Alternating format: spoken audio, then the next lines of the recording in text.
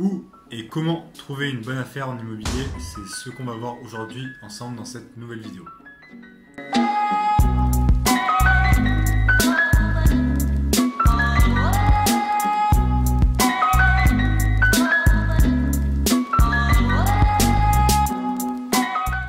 Donc salut à toi futur investisseur libre, j'espère que tu vas bien.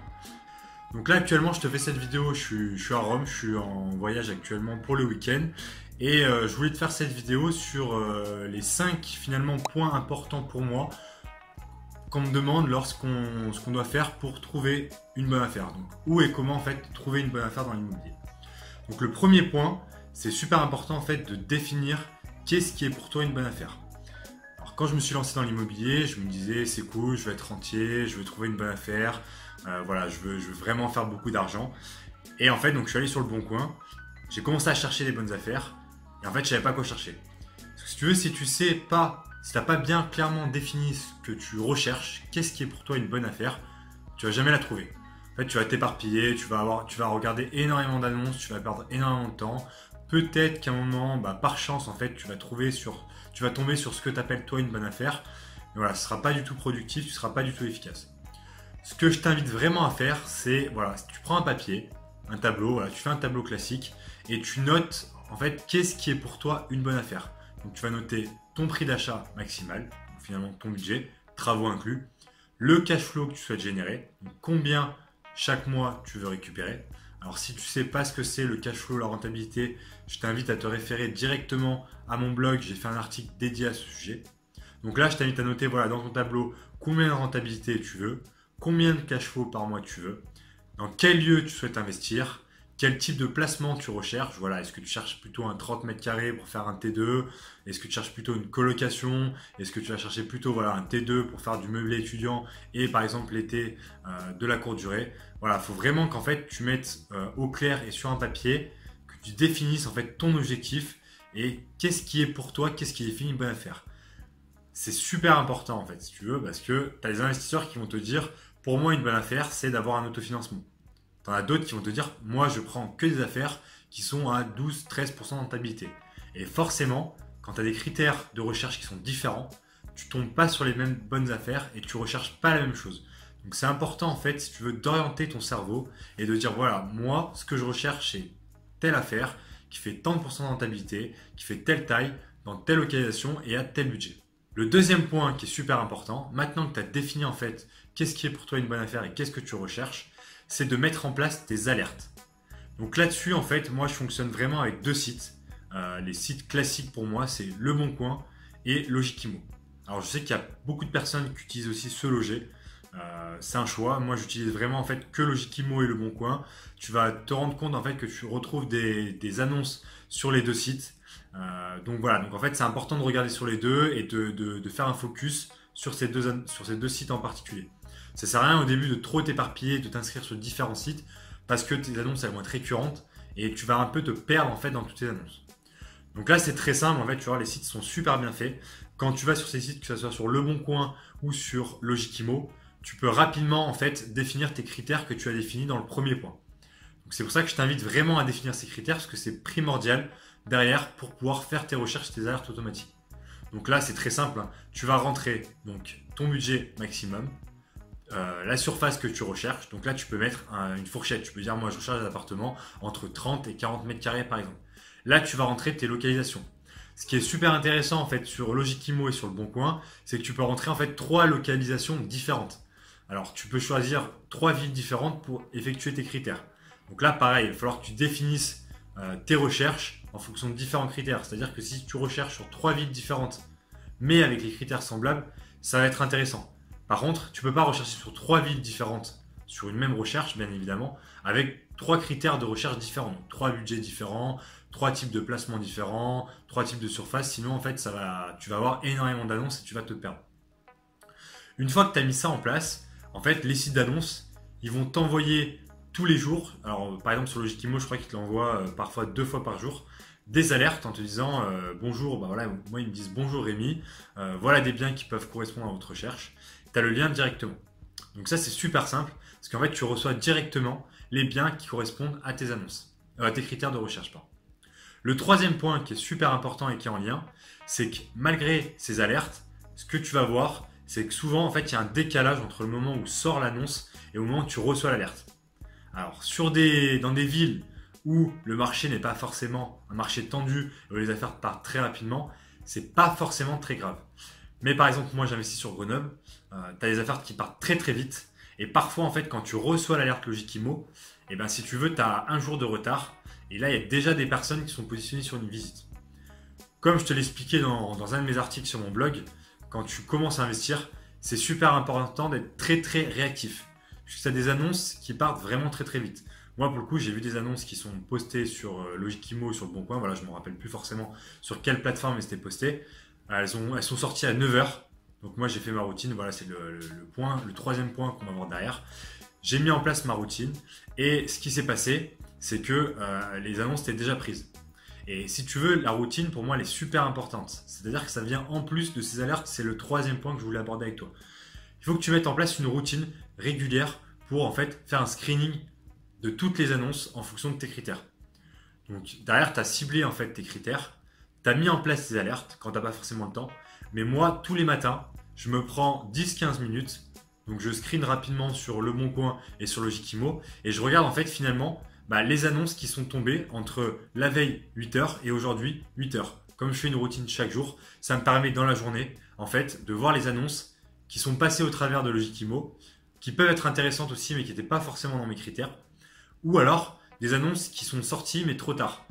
Et ça, je vois que des fois il y a un décalage, c'est-à-dire que je vois les annonces le matin lorsque je fais ma routine et Logikimo va me les envoyer à 6h. Et bah si tu veux, si c'est vraiment une bonne affaire, si j'attends que Logikimo m'envoie l'alerte à 6h, je passe à côté puisque à 6h les agences malheureusement sont fermées. Je suis obligé d'appeler le lendemain. Donc ça c'est super important en fait que tu mettes en place une routine aussi quotidienne. Je sais qu'il y a des personnes, je le faisais à un moment quand j'étais vraiment en chasse, je faisais une routine le matin à 8h et une routine souvent vers 4h. Ça me permettait en fait d'avoir toutes les annonces aussi dans la journée, d'être beaucoup plus réactif et de 4 à 6h de pouvoir passer les appels. Si vraiment tu as du temps et que vraiment tu es en recherche active, je te conseille de le faire. Mais sinon, une routine quotidienne le matin, par exemple, c'est super intéressant. Comme ça, tu planifies ta journée et tu dis, par exemple, avant que les annonces ouvrent, tu prends 15 minutes, tu regardes toutes les annonces que tu as pu voir et tu te dis, ok, aujourd'hui, j'appelle telle annonce et je vois si c'est une bonne affaire ou pas, au-delà de ce que je vois sur le papier. Le quatrième critère qui est important pour moi, c'est en fait d'aller voir des agences. C'est-à-dire que là, on parle de tous les biens qui sortent sur Le Bon Coin, sur Logikimo. Mais vraiment, je t'invite à te rendre dans les agences de la ville dans lesquelles tu souhaites investir. C'est très très important. Dans l'investissement immobilier, il faut être vraiment réactif. Et souvent, quand tu parles avec des agents, j'avais parlé avec un agent immobilier, il me dit, la plupart du temps, les agents qui sont très bons, en fait, ce qu'ils mettent sur Le Bon Coin ou ce qu'ils mettent sur Logikimo, c'est des annonces finalement, quand ils ont demandé auprès de leur réseau s'il y avait des investisseurs intéressés, personne n'était forcément intéressé. Ça ne veut pas dire que ce n'est pas une bonne affaire, ça veut juste dire que quand il a demandé à son réseau, pour telle ou telle raison, peut-être que là actuellement le marchand de biens qui lui achète des biens, il est sur 3 projets en même temps, il ne veut pas se positionner. Son investisseur phare, il a un autre projet ou alors il n'a pas les financements, donc il a décidé de le mettre en public.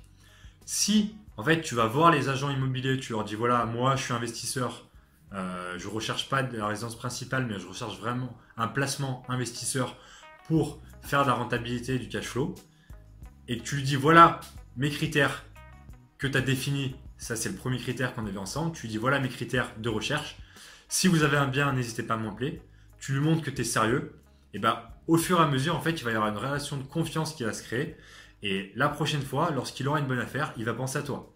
Avant d'appuyer, il va dire voilà, je vais appeler Rémi, par exemple, dans mon cas, il va dire je vais appeler Rémi.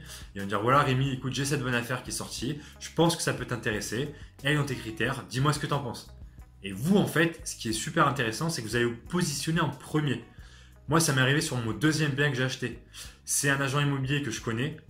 Lorsque j'allais pour signer mon premier bien, il m'a dit écoute, je vais faire rentrer cet appartement. C'est une succession. Je ne l'ai pas mis encore en pub. Je pense que ça peut t'intéresser, si tu on y va. Je suis sorti de la gare, je suis allé visiter. 10 minutes après, j'ai envoyé mon offre, c'était plié. L'appartement, il est jamais passé en pub. Finalement, personne ne l'a vu. Et si tu veux, comme je le dis, j'ai même pas eu besoin de négocier parce que de base, c'était une bonne affaire. Et je sais que s'il était parti en pub, en 1 heure, il serait sorti. Là, l'avantage, c'est que je suis passé en premier. parce que j'avais mon réseau derrière. Donc c'est vraiment important de créer une relation de confiance avec tes agents pour qu'ils pensent à toi et qu'ils t'appellent en premier avant de les mettre en public. Le cinquième et dernier critère, c'est un peu pour moi un critère bonus auquel les gens ne pensent pas forcément. Voilà, je t'ai dit d'aller voir sur les sites internet, je t'ai dit de mettre tes routines en place, je t'ai dit de mettre tes alertes, tes routines, et aussi d'aller voir des agents. Donc ça, c'est les 4 points vraiment importants. Et il y a un point en fait auquel on ne pense pas forcément dans la société dans laquelle on vit, c'est on dit voilà, il y a Internet, il y a toutes ces solutions, etc. Le point qui est important pour moi, c'est qu'il faut que tu te mentionnes et que tu te matérialises auprès de ton réseau proche. Quand je dis réseau proche, c'est la famille, c'est les amis, c'est le voisin. Pourquoi ? Alors tu vas me dire oui, mais Rémi, c'est des gens, quand je leur dis que je vais investir dans l'immobilier, ils me disent que c'est pas pour moi, qu'ils ne sont pas intéressés, qu'ils veulent investir en résidence principale, que l'investissement immobilier c'est fini. Je suis d'accord. Là en fait, tu vas pas les voir pour leur donner des conseils d'investissement. Tu vas les voir pour leur dire que toi tu recherches tel type de bien, et si jamais ils entendent parler de quelque chose, eh bien, qu'ils peuvent t'appeler directement, tu seras en mesure de te positionner très rapidement. Le meilleur élément qu'un gros marchand de biens m'a donné, c'est d'aller voir ta concierge. Quand tu es dans une ville, c'est d'aller voir les concierges. Parce que les concierges, comme l'on l'indique, c'est un peu des commères en fait, si tu veux. Et souvent, elles savent quand il y a des propriétaires qui vendent, quand il y a des propriétaires qui partent, qui cherchent à remettre en location. Et si tu les as à la bonne, et ben en fait, directement, tu peux te positionner avec elles. Donc voilà, n'hésite vraiment pas à en parler autour de toi, à en parler autour d'un ami, à tes proches. Et tu sais jamais, peut-être qu'en fait, ça sera voilà, le frère du meilleur ami de ton oncle qui un jour va t'appeler, qui va te dire bah écoute, je sais que tu es intéressé par acheter un appartement dans tel quartier. Voilà, j'ai ma grand-mère qui souhaite vendre son appartement car elle part en maison de retraite. Elle souhaite avoir un peu d'argent. Est-ce que ça peut t'intéresser ou pas? Et l'avantage, c'est que souvent, comme il y a entre guillemets une relation de confiance parce que tu as une personne en commun que tu connais, souvent ils ne vont pas la mettre en pub et tu pourras visiter le bien directement, tu pourras te positionner beaucoup plus rapidement. Donc voilà, c'est vrai que les gens ils pensent pas forcément, mais c'est intéressant en fait de mentionner auprès de toi, auprès de ton entourage, pardon, que tu recherches des bonnes affaires, que tu recherches des biens, et voilà, dans tel quartier, et tu sais jamais en fait, ça mange pas de pain, c'est un système de communication qui est 100% gratuit, puisque les gens vont faire la communication pour toi, et si jamais en fait, tu as une bonne affaire que tu réussis à avoir comme ça, voilà, peut-être que tu me remercieras et que tu te diras c'était un point assez intéressant, parce que c'est quelque chose qui t'a rien coûté en fait. Ça t'a vraiment rien coûté, donc c'est dommage de passer à côté. Voilà mes 5 critères importants que je mets en place quand j'essaie de trouver une bonne affaire. Je ferai une autre vidéo, je te dirai voilà les points que je regarde pour savoir si c'est ou pas une bonne affaire. Mais là, je voulais vraiment t'expliquer comment moi je fais mes recherches. J'espère que ça va t'aider, j'espère que grâce à ça, tu vas trouver tes bonnes affaires, que tu vas mettre en place tes routines. N'hésite pas à me dire dans les commentaires si ça t'a apporté quelque chose, si voilà, toi aussi, si tu as des idées sur comment tu recherches tes bonnes affaires, est-ce que tu passes par d'autres sites, d'autres idées, voilà, d'autres réseaux. Ça peut être intéressant de partager, n'hésite pas à me le dire dans les commentaires. Je te dis à bientôt et à bientôt sur une prochaine vidéo. Allez, salut!